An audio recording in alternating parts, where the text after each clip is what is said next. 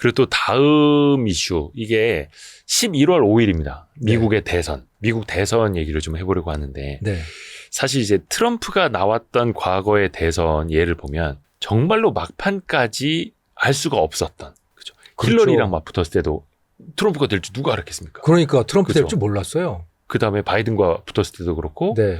지금 이제 바이든이 안 나온다고 하니까 해리스가 나왔는데 네. 뭐 지지율이면 이제 엎치락뒤치락 합니다. 네. 어떻게 예측이 너무 어렵겠죠. 그러니까요. 와, 그 바이든하고 트럼프를 놓고 여론조사를 했을 때는 네. 가장 최근 게 48대 41. 트럼프가 48, 바이든이 41. 그 생방송 토론 이후에.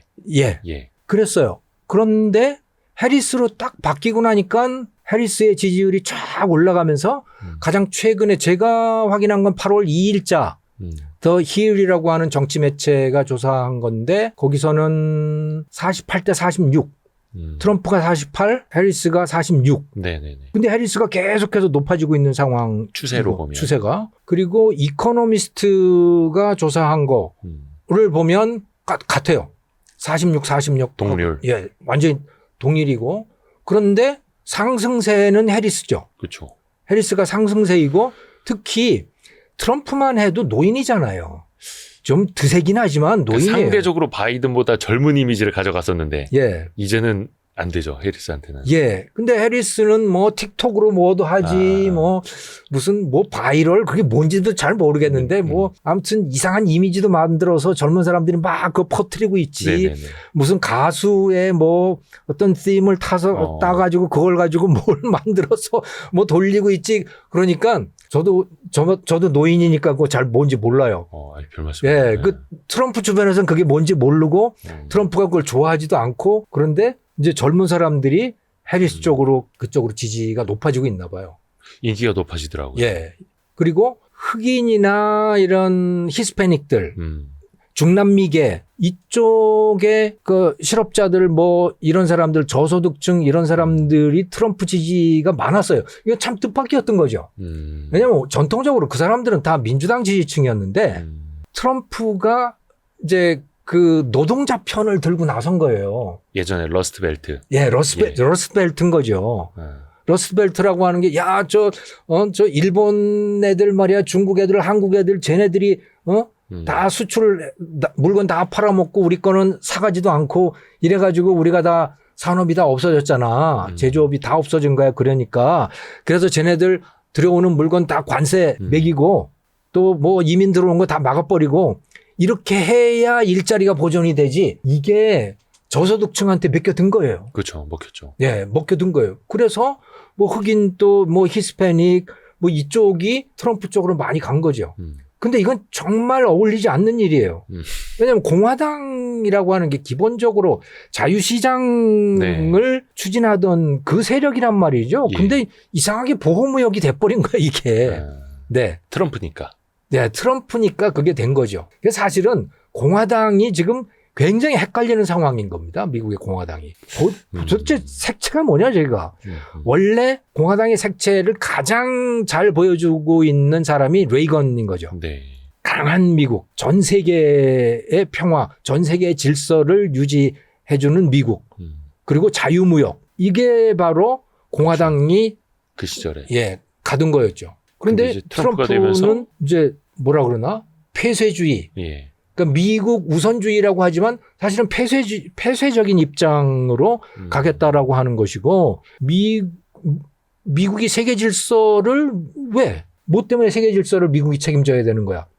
이런 견해인 거고. 네. 그런데 아무튼 그 흑인과 히스패닉과 이런 전통적인 민주당 지지층들이 트럼프로 갔다가 요즘에 다시 해리스 쪽으로 오고 있대요. 그러니까 민주당 지지층이 트럼프한테 갔다가 네. 트럼프한테 갔던 표가 다시 이제 해리스한테 갈 수 있는 거네요. 예. 그러니까 확고부동하게 트럼프 쪽인 것은 남아있고 이제 백인 남자 저소득층 또 마초 뭐 이런 거 있잖아요. 남자. 그레이트 아메리카 그걸로. 예. 근데 여성 유색인종의 그쪽 네. 그쵸. 이민의 후손들 뭐 하긴 미국은 뭐 다 이민의 후손이긴 하지만 네. 더 가까운 쪽 그쪽은 이제 해리스 쪽으로 점점 이제 마음이 기울어가고 있는 그런 상황이라고 보시면 되는 거죠. 바이든하고 트럼프가 1차 생방송 토론할 때 네. 되게 기대가 되면서도 걱정도 됐었거든요. 사실 네. 이제 바이든이 실수할 것 같아가지고. 네. 근데 이번에 트럼프하고 해리스하고 생방송 토론을 하면 정말 재밌을 것 같아요. 네. 그래서 빨리 해리스 확정돼서 만만치 빨리 좀 했으면 않더라고요. 좋겠는데. 네. 예, 보고 싶은데. 트럼프가 잘 안 될 것 같아. 그렇죠. 예. 둘이 그러니까 말이 서로 안 맞을 거고 예. 아마도 해리스는 말 되게 막말을 잘하던데. 하지 않으면서도 트럼프를 우습게 만들 가능성이 저는 꽤 크다고 봅니다. 거의 저 웃기는 남자 아니야? 왜 그런 거? 검사 출신이다 보니까 네. 트럼프 같은 범죄자 많이 만나봤다 이런 얘기 하지 그게 않습니까? 나 그런 타입 어떤지 알아 나. 뭐 이런. 한방 매기는 거죠. 네.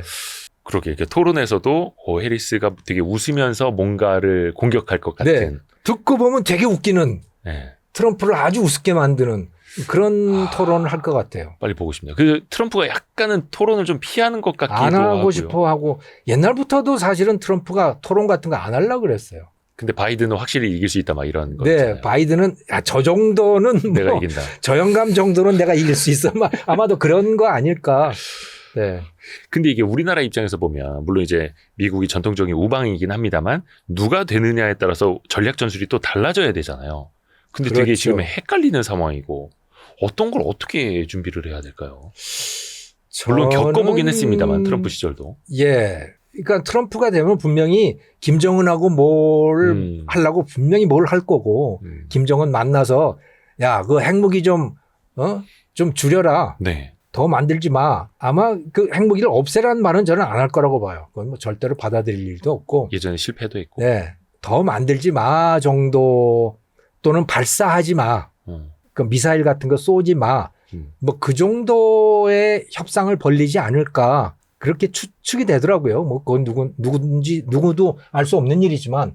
그리고 상대적으로 우리 대한민국은 좀 그냥 홀대를 받는 그런 상황이 될 것 같아요. 한국 패싱. 네. 네.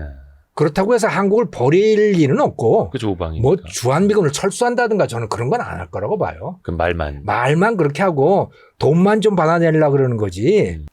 주한미군 철수를 대통령 마음대로 할 수는 없잖아요. 그것도 주한미군 철수하면 이제 중국 때문에라도 더 못할 수 있고. 그럼요. 그거는 공화당의 대부분 인사들이 그걸 원치도 않을 것이고 또 그리고 의회를 통과하기도 쉽지 않을 거고 그거는 그냥 트럼프가 혼자서 한국에 딜을 하기 위해서 뭔가 거래를 하기 위해서 계속 던지고 있는 그런 제스처라고 보고요. 저는 나토에 대해서도 그럴 거라고 봅니다.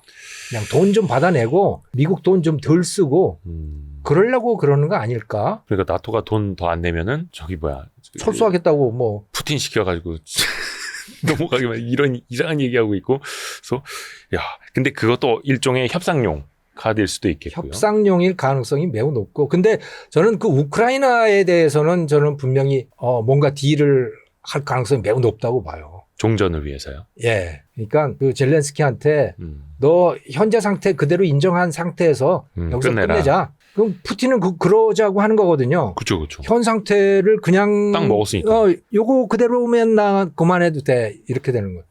예. 우크라이나가 이제 좀 피곤한 상황인 거고. 그럼 피곤한 상황이죠. 근데 너 그렇게 안 하면 나 더 이상 무기 안 줄 거야라고 하면 그럼 사실 우크라이나 그렇죠. 입장에서도 어려워지죠. 미국이 빠지고 유럽의 무기만 가지고 한다? 굉장히 버겁겠죠. 네. 그러니까 예를 들어서 이제 트럼프가 만약에 다시 당선이 되면 한반도 정책도 그렇고 러시아 우크라이나 정세도 그렇고 굉장히 뭔가 급변할 수는 있겠네요. 굉장히 시끄러울 거라고 봐요. 시끄러울 것이다. 그러니까 긍정적인 방향으로만 가지는 또 않을 것이다라는 말씀. 그러니까 갑자기 무슨 뭐 전쟁이 터지거나 뭐 이게 아니고 네네. 굉장히 시끄러울 거다. 그 과정. 돈 내라 그러고 뭐 그래서 마치 무슨 일이 일어날 것처럼 막 그냥 몰아붙이고. 몰아붙이고 하지만 실제로 전쟁이 일어나면 자기들 손해잖아요. 그렇죠. 전쟁이 일어나게 할 수는 없는 거죠. 근데 미군을 빼면 전쟁 나죠. 까딱 잘못하면 전쟁 나잖아요. 그거는 트럼프가 원하는 것도 아닐 거예요. 그럼 전쟁이 나면 니네 전쟁하든 말든 내가 무슨 상관이야 이렇게 할 수 있겠어요? 그건 말이 안 되지 기본적으로. 그러면 이제 미국이라는 나라의 존재감 자체가 떨어지는 거죠. 한미 상호 방위 조약이라고 하는 조약이 있는 거고 그거는 나라 간에 서로 체결한 조약이 있는 거고 그거는 당연히 지켜야 되는 거고 그건 트럼프가 아니라 누구라도 그건 기본이잖아요. 네. 만약에 해리스가 당선이 된다면 네. 기본적으로 한반도 관련된 정책이라든지 외교는 어떻게 되고 왜냐하면 이제 아직 드러난 게 별로 없잖아요. 물론 이제 바이든 행정부를 같이 했으니까 계속해서 맥이 이어지긴 하겠습니다만 네. 어떻게 봐야 될까요? 저는 뭐 해리스가 외교에 대해서 말한 게 거의 없어요. 예. 그래서 뭐 거의 바이든이 하던 거 거의 그대로 하지 않겠나. 그 바이든이 하던 바는 민주당의 컨센서스라고 보시면 되는 거죠. 그리고 트럼프가 딥스테이트라고 공격하는 그 워싱턴 외교가 그 미국의 고위 외교 관계자들, 예. 그러니까 거기에 영향력이 큰 사람들을 그러니까 딥스테이트라고 대개는 이야기를 해요. 너희들이 미국 외교를 다 말아먹고 있다는 거거든요. 다른 나라에 다 돈 퍼주고 말이지 뭐 그러면서 곳곳에 다 전쟁 터지고 그러는데 그 너희들이 하는 거 아니야. 이제 트럼프는 그렇게 공격을 하고 있는데 바이든은 그 주류의 입장을 그대로 거의 따르고 있다고 보시면 되는 거고요. 그 해리스도 저는 그렇게 갈 거라고 봐요. 특별히 별다른 입장이 없다면 네. 그냥 그 상태대로 가겠죠. 근데 트럼프는 그 딥스테이트를 다 자르겠다고 그랬죠. 자기가 대통령 되면 다 해고시켜버리겠다고 그랬거든요. 그 워싱턴 네. 네, 그 국무성에 있는 그 스테이트 디파트먼트에 있는 고위 공무원들 뭐 다 해고를 시키고 자기 사람으로 다 채우겠다고. 다 갈아엎겠다. 네, 그렇게 했는데 실제로 그렇게 할 수 있을지 없을지는 모르겠지만 근데 거의 그대로 가는 거 아닐까? 특별히 견해가 없으면 그대로 가는 거다 저는 봅니다. 특히 이제 미중 관계 측면에서 보면 뭐 G2 사이에 네. 이제 패권 경쟁이고 또 중국이 이제 미국의 한 어깨쯤으로는 이제 크지 못하도록 누르는 거는 사실 어떤 대통령을 떠나서 네, 미국의 국가적인 우선순위이기도 하잖아요. 그럼 예. 이건 많이 안 달라질까요? 어떻게 보세요? 그거는 똑같을 거라고 봅니다. 그거는 왜 영어로 하면 바이파티산이라고 하는 거. 네. 파티산은 뭐 당파적인 건데 바이파티산은 무당파예요. 그러니까 초당적인. 초당적인 합의가 있는 거죠. 예. 미국 국민 대부분의 합의가 있는 정치권에서도 대부분의 합의가 있는 거죠. 중국을 그대로 두면 안 된다. 중국을 눌러야 된다라고 하는 그리고 중국을 떼내야 된다라고 하는 데 대해서는 초당적인 합의가 있는 것이기 때문에 그것이 달라지리라고 보지는 않아요. 다만 수단은 다르겠죠. 수단. 방식의 차이. 예, 방식의 차이가 있다. 특히 트럼프는 관세를 엄청 세게 매길 가능성이 있다. 예. 그 뭐 중국 제품에 대해서 60%를 매기겠다고 했는데 예. 60%를 매기면 중국의 미국에 대한 수출은 없어진다고 보면 됩니다. 그 추정해 놓은 거 보면 그 한 10년 정도 지나고 나면 0이 되더라고요. 그런데 사실은 지금도 중국 제품을 미국에 수출하기가 쉽지가 않아요. 지금도 이미 그래요? 그렇게 돼 있어요. 왜냐하면 트럼프 때 관세를 굉장히 높여놨잖아요. 그런데 중국 기업들이 어떻게 하느냐? 우회로를 찾죠. 아, 제3국을 통해서. 네, 그래서 베트남에다가 공장 만들어서 베트남에 수출하고 멕시코에다가 공장 만들어서 메이드 인 멕시코로 해서 수출하고 이러거든요.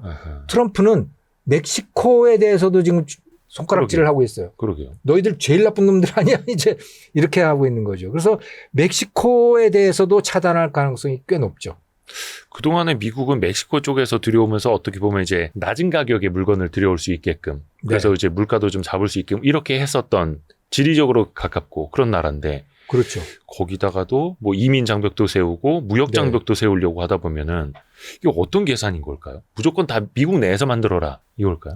트럼프의 말들은요 일관성이 없어요. 이 주장하고 이 주장이 서로 안 맞아요. 앞뒤가 안 맞네. 앞뒤가 안 맞아요. 그러니까 그런 것 중에 지금 말씀드린 그 미국을 위대하게 만들겠다라고 하는 것과 관세를 높이는 것도 잘 안 맞아요. 안 맞죠, 이게 안 맞죠.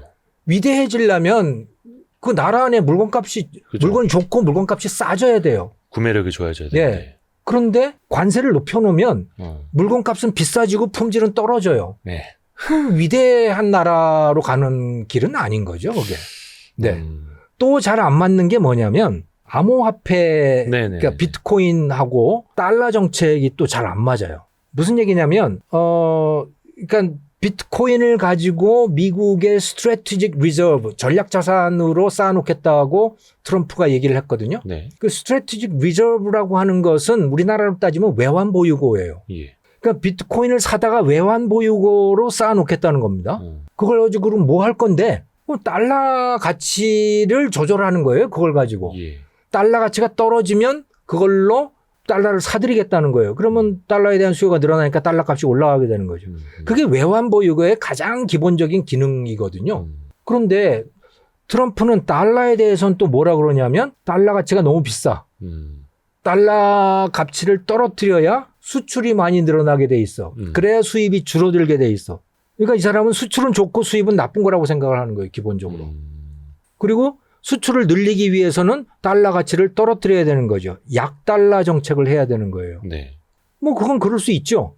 그런데 또 한편으로는 비트코인으로 전략 자산을 삼는다? 그건 달러를 강하게 만드는 거거든요. 여기서 말하는 거하고 저기서 말하는 게 다른 거예요. 네. 그런 게 많습니다. 트럼프의 정책 중에는. 그래서 트럼프를 공부하다 보면 계속 헷갈리는 거죠. 네. 이게 뭐지? 안 맞아요. 그래서 실제로 예. 저거 할 수 있을까 싶은 게 굉장히 많아요. 예를 할 들어서 수 그 있을까 싶은 거. 비트코인 채굴량을 100%로 하겠다는 것도 예. 말이 안 됩니다. 그게 기본적으로. 비트코인 채굴을 정부가 하는 것도 아니고 그렇죠. 민간이 하는 건데 전기값 때문에 비트코인 채굴을 더 못하고 있는데 그 비트코인 채굴하는 사람한테 컴퓨터 돌리라고 그러면 전기세 대줄 거냐 그러면 전혀 아니거든요. 그럼 채굴량을 어떻게 늘리겠어요? 네. 디테일을 봐야 되는데 또 이게 또 어렵기도 합니다. 그 경제적인 이야기 조금 더 하다 보면은 이제 반도체하고 전기차 산업 이야기를 또 안 할 수가 없는데 네. 반도체마저도 미국 쪽으로 계속해서 공장을 짓도록 유도하고 있고 네. 얼마 전에 트럼프는 대만이 미국의 반도체 산업 경쟁을 다 빼앗아 가고 있다. 네. 이런 식으로 직격탄을 날리고도 있잖아요. 이게 어떻게 보면 자기네 우방에 대한 어떤 뭐 견제일 수도 있을까요? 산업적인, 기술적인. 또 우리도 저는 해당이 될 수도 트럼프의 있어요. 편견이라고 보는데 편견이. 저는 대만의 TSMC라고 하는 정말 대단한 기업이 생김으로 인해서 미국의 패블리스들 그러니까 네. 설계만 하는 예. 기업들 엔비디아라든가 AMD 뭐 이런 기업들 퀄컴도 설계만 하잖아요. 네. 그런 기업이 등장할 수 있었던 것은 TSMC가 있었기 때문에 그게 가능한 겁니다. 잘 만들어주니까. 예. 미국의 어떤 기업도 TSMC처럼 만들 수 없는 거예요. 삼성전자도 그들처럼 할 수가 없잖아요. 네. 아무리 엔비디아가 설계를 잘해도. 그걸 못 만들어줄 수 만들어주네. 있는 데가 만드는 데가 없는데. 네. 그러면 지금 미국의 뭐 아리조나나 뭐 이런 데에 만들고 있는 그 공장들이 시설은 갖다 놓을 수 있겠지만 네. 그 돌아갈 수 있을까 굉장히 의문이에요. 사람이 문제거든요. 네. 원전도 사람이 없어서 못 짓듯이 반도체 공장도 사람이 없어서 못 돌리는 겁니다. 그 사람은 그럼 어디 있느냐? 대만에 제일 많고 대한민국에 있죠. 네. 예. 그래서 요즘에 미국에서요, 이 반도체 기술자들을 많이 뽑아가요. 네. 그 비자도 아주 잘 줘요. 뭐 거의 영주권도 거의 그대로 줄 그런 모양새더라고요, 보니까. 그냥 다 뽑아가는 거죠. 아하. 한국 사람들, 대만 사람들. 하지만 그렇게 데려갈 수 있는 사람이 몇 명이나 되겠어요. 그러니까 거대한 인재 풀이 있어야 되는 건데 미국은 그게 다 없어진 거예요. 설계하는 사람만 있는 거죠. 그래서 어떻게 보면 이것도 현실성은 떨어지는 지적일 수도 있겠네요. 트럼프의 말. 앞뒤가 그렇죠. 안 맞고. 그러니까 미국의 그 러스트벨트에 있는 그 노동자들의 입장에서 할 수 있는 이야기를 하는 거예요. 표심. 예, 저것들이 다 가져갔단 말이지. 우리 그럼 미국에 남아있는 게 뭐냐. 이런 말은 얼마든지 할 수 있죠. 보통 사람의 입장에서는. 그리고 외형을 보면 그러하니까. 하지만 대만이 가서 그것을 대만이 TSMC라고 하는 걸 머리수창이라고 하는 사람이 만들어서 그것을 성공시키는 과정이 미국의 반도체가 엄청나게 빨리 성장하는 과정이었던 겁니다. 그렇죠. 덕도 많이 본 거고. 그렇죠. 미국이 엄청 덕을 많이 본 거예요. 그래서 소위 그 무어의 법칙이라고 하는 네. 거, 그 반도체 미세화라고 하는 거, 그 설계하기는 쉬워요. 따지고 보면. 그거를 요 조그만 실리콘 칩에다가 갖다 새겨 넣는 게 어려운 거잖아요. 정말 어려운 거는. 네네네. 그걸 TSMC가 다 해준 거죠. 근데 그게 다 네. 뺏어갔다? 그들이 못하는 걸 여기서 해준 거죠. 아하. 또 하나가 이제 전기차라든지 네. 이제 2차 전지 이런 네. 친환경차 산업인데 트럼프는 본인이 당선되면 보조금 없애버리겠다. 이런 식으로 또 이제 위협을 하고 있지 않습니까? 네. 이거는 현실화 가능성이 있다고 보세요. 어떠세요? 저는 현실화 가능성이 있다고 봅니다. 그건 뭐 보조금 없애면 없애는 거니까. 예. 거기다 예산 배정 안 하면 고만인 거고. 네. 그리고 의회에서 법을 통과시키는 건 그건 잘 모르겠지만 아무튼 예산에 따르는 것이어서 뭐 충분히 저는 그렇게 될 수 있다고 보는데 트럼프는 기본적으로 네. 이산화탄소가 지구의 온도를 올리고 있다는 그런 이론을 믿지를 않아요. 인정을 안 하죠. 인정 안 합니다. 예. 그러니까 뭐 기후 온도가 올라가기는 올라가는데 예. 그게 왜 이산화탄소 때문이냐? 뭐 그걸 믿지 않는 과학자들도 많아요. 기본적으로 야 이거는 예를 들어 지금부터 몇 천만 년 전에는 지구가 지금보다 훨씬 더 뜨거웠는데 이거는 그냥 사이클이고 그 사이클의 굉장히 중요한 부분은 태양의 활동, 그다음에 지구의 자전축의 변화 이런 것들 때문에 그러는 거지. 인간이 만들어낸 이산화탄소라는 게 뭐 대단한 것이 있다고 그것 때문에 지구 기온이 올라간다고 하는 거냐. 기온이 올라가는 건 올라가지만 인간 때문에 올라가는 건 아니다. 그래서 쓰던 화석연료는 계속 써도 된다. 계속 써도 된다. 이런 이거 입장이에요. 모르겠습니다. 이게 과학의 영역이기도 한데 참 생각의 다름이기도 하고요. 그 과학자들 사이에서도 컨센서스가 없어요, 이거는.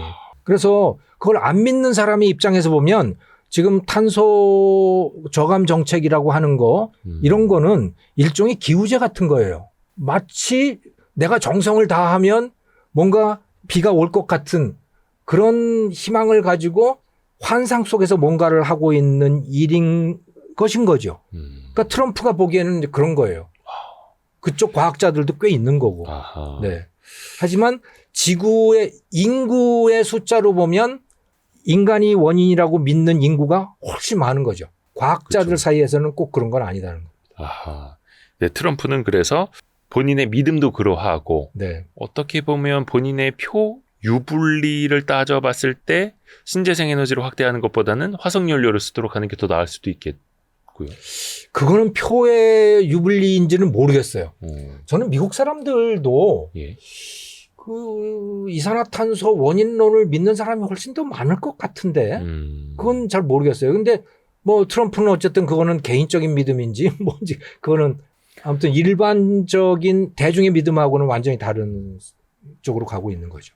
그리고 우리가 걱정하는 건 사실 뭐 트럼프나 그쪽보다는 우리 산업, 네. 우리 경제이지 않습니까? 또 네. 우리도 뭐 반도체도 말씀드렸습니다만 친환경 차량도 미국에 많이 팔아야 하는 건데 네. 보조금 측면에서 보면 약간 또 이제 차별을 받을 수도 있는 거고 조금 더 억울한 포인트가 좀 생기지 않겠습니까? 왜냐하면 현재다 또 공장도 짓고 있는데. 네. 그런데 사실 조금 더 유리한 측면도 있어요. 그래요? 트럼프가 보조금을 안 준다고 해서 전기차가 완전히 안 팔리지는 않을 거예요. 아하. 여전히 기후 위기, 그러니까 이산화탄소 위기설을 믿는 소비자들이 많이 있고 또 전기차를 좋아하는 사람들도 많이 생겼고 네. 특히 민주당 지지자들 중에 그런 사람이 많대요. 그러니까 전체 전기차 사는 사람을 100이라고 보면 한 70%는 민주당 지지자들이래요. 그런데 일론 머스크가 네네. 트럼프 지지로 돌아섰잖아요. 그렇죠. 그리고 트럼프도 일론 머스크 손을 잡았다고 내가 트럼프, 그러니까 일론 머스크 편을 안 들 수가 없네 뭐 이런 얘기를 최근에 했고. 네네네. 예. 그러니까 민주당 지지자들이 일론 머스크가 싫은 거야, 이제. 돌아섰다고. 예. 그러니까 테슬라도 싫어할 가능성이 꽤 높아요. 정치적인 어떤 관심과 신념에 따라서요. 그렇죠. 우리도 그런 거 많잖아요. 예를 들어서 한국하고 일본하고 막 싸울 때 네네네. 일제면 다 싫어, 일제면 다 싫어 뭐 이런 식으로 하잖아요. 사람이 뭐 다 정서가 그러니까 뭐 미국 사람도 그런 게 있을 것이고 그런 관점에서 보면 오히려 한국의 전기차의 기회일 수 있죠. 거기다가 트럼프는 중국 전기차를 어떻게든 다 배제시킬 거거든. 또 우리는 미국에다 공장도 짓고 있고. 예. 현대기아차 정도 품질이면은 보조금이 없어도 또 팔릴 수 있다라는 또 경쟁력도 갖췄다 볼 수 있겠고요. 예. 그래서 꼭 불리한 것만은 아니다. 네. 그러니까 전기차 산업이 위축될 거는 뭐 거의 분명할 것 같은데 근데 한국의 몫은 오히려 더 커질 수도 있지 않나? 뭐 그런 예상을 해보는 거죠. 나중에 또 그 해리스랑 네. 또 토론을 같이 또 한다면 그거 보고도 또 한번 이야기를 나눠보면 네. 좋을 것 같고요. 한 가지 확실한 건 남들보다 항상 빨리 봤던 것 같아요. 예. 변압기도 지금까지 6배 이상 올랐고 방산주 제가 최초였었잖아요. 네. 지금도 오르고 있잖아요. 다 신고가잖아요. 결국은 갈 종목들은 다 갔어요. 쉽게 설명할 수 있다는 얘기는 거기에 대한 기본 원리나 틀을 다 알고 있다는 얘기가 되는 거니까 보여요. 그게 진짜 인사이트는